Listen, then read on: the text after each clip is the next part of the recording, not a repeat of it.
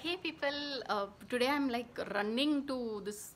I've got to be going somewhere, but I just felt I had to make this video uh, because this is perhaps the most important life tip one can learn, in life.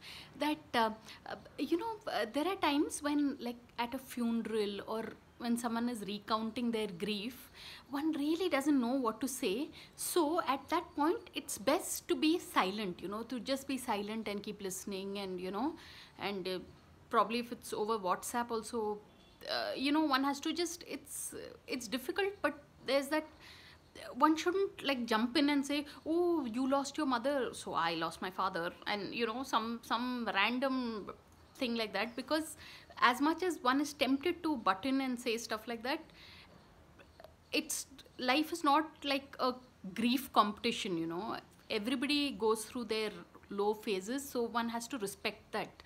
So no, people, this sort of thing, no, it's like a real touch wood, like, yeah, pretty much I've managed to avoid being in any such situation where, but yeah, on the one odd chance, I think it's more like one doesn't know what to say, so one is trying to fill in the silence, that kind of thing. But no, yeah, grief is grief and it needs to run its course, no matter what one says, it it can only aggravate the situation. So best is no, the reason I'm saying this is, recently there was this friend who was just, I was feeling low about not seeing my child, and then this friend was like, no, no, there are other people who've been through worse tragedies than you were.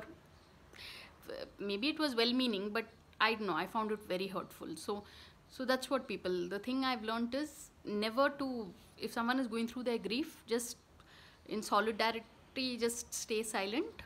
Because silence is the, like they say, it's the toughest argument to refute. I mean, you can't, there can be nothing greater than silence. Silence is golden. So yeah, it's a long video, but I felt I had to say this.